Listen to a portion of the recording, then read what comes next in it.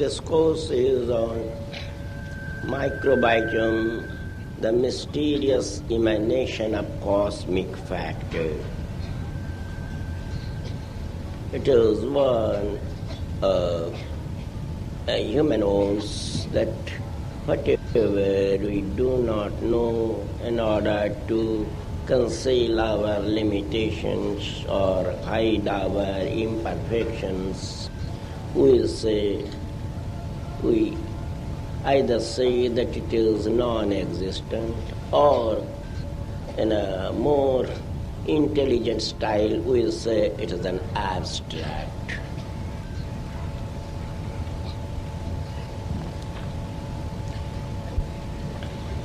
In this universe of ours, whatever comes within the scope of our senses or within the periphery of our perception, we say it is. And whatever is beyond our arena of senses or jurisdiction of perception, we cannot say anything. Our world functions within the limitations, hence our world functions within the limitations of our senses and perceptions. We know in the realm of cosmic introvert or extrovert,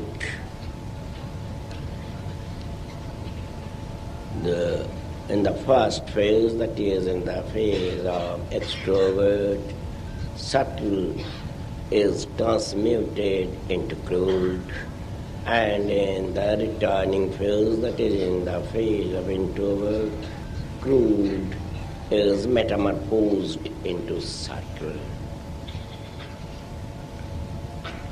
In this progress, rather in this semicircular approach, there may be, in the scope of matter, there may be subtler objects, many objects subtler than electrons or protons or positrons.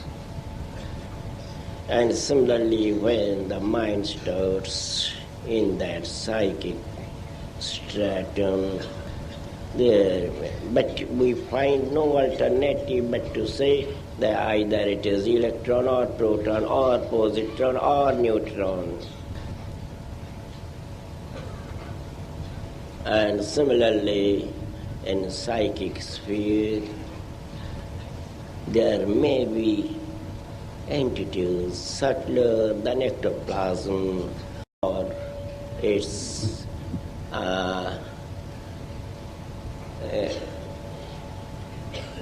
extropsychic coverage endoplasm.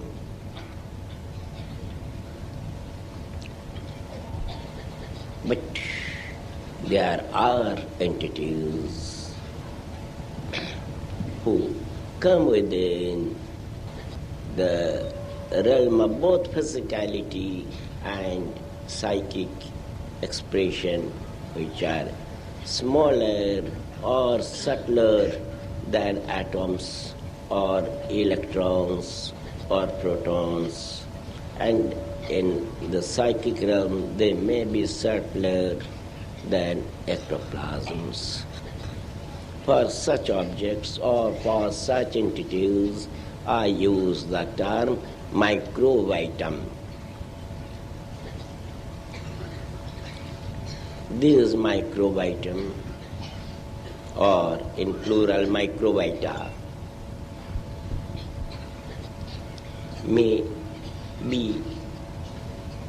are not of protoplasmic order, and as such they have got little to do with carbon molecules or carbon atoms, which are treated as the initial point or initial stage of life in this universe.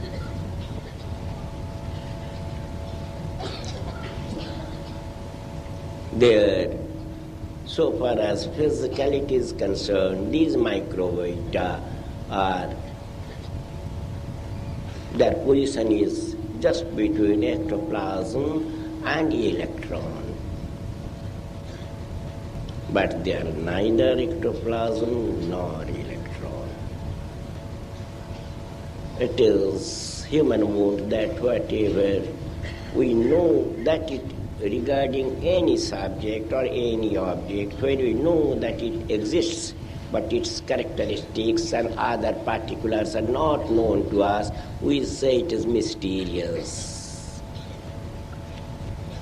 So, regarding these microvita, we may say it is mysterious. That's why I use the term microvitum, the mysterious emanation of cosmic factor.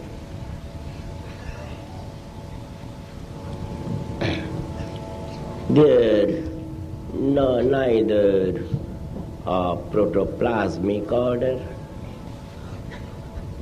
and hence the question of their protozoic structure or metazoic structure that doesn't arise. There's something mysterious.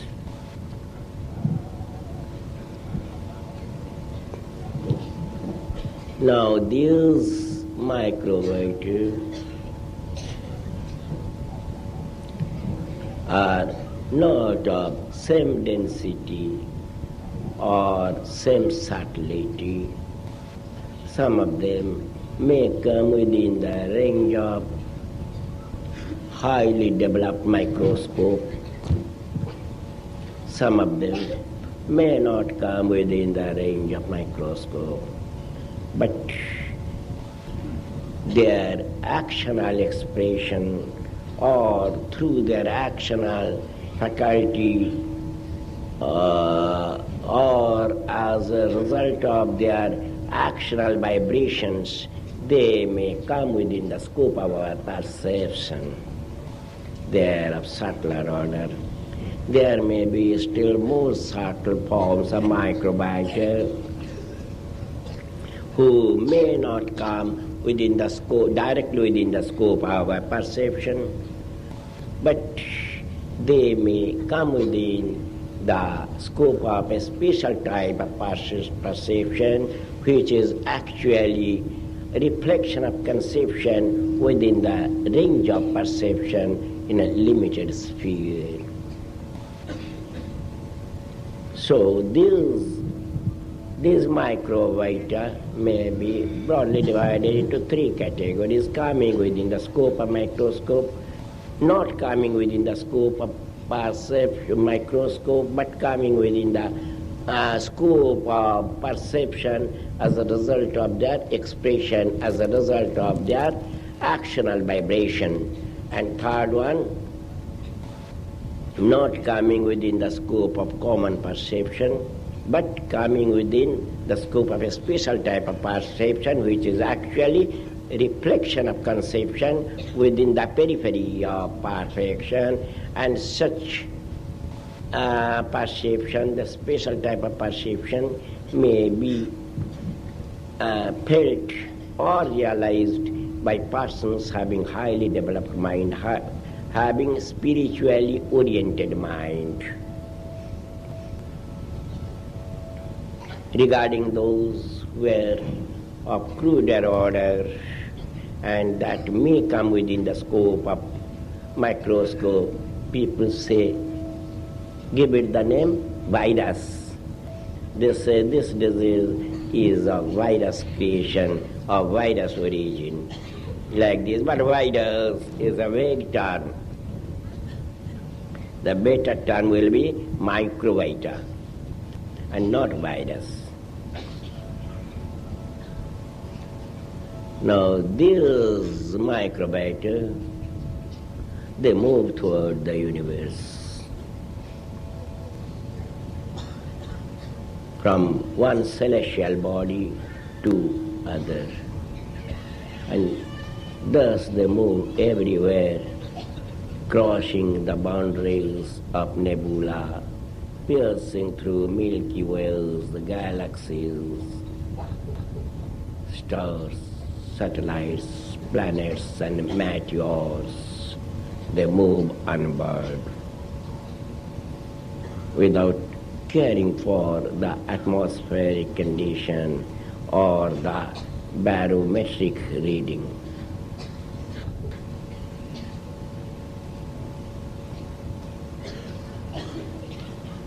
And how do they move?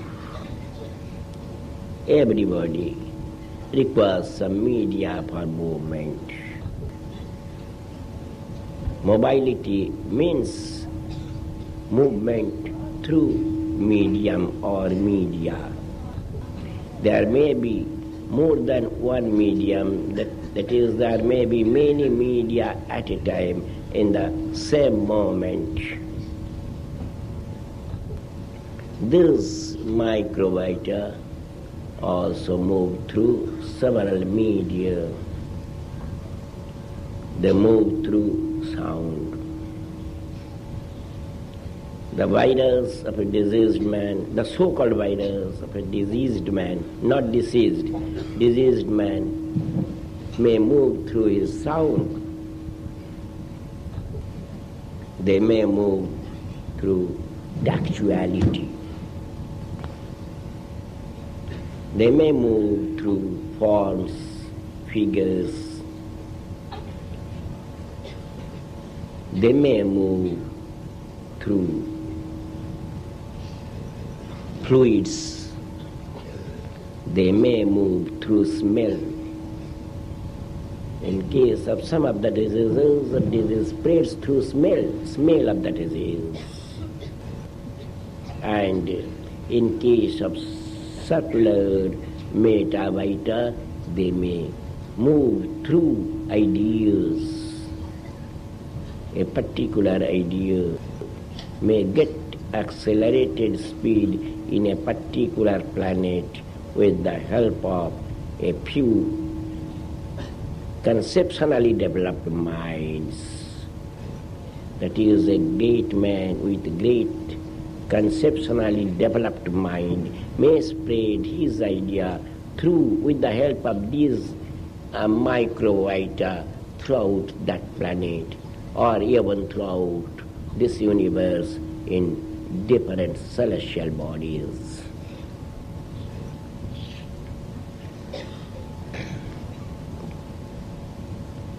Now,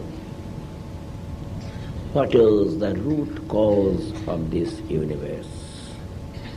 Which one is the starting point of life or vitality? These Microvita, they're the carriers of life in different stars and planets and satellites, and not carbon atoms or carbon molecules, but these living creatures with their mysterious movement create minds and bodies, living bodies in different celestial bodies.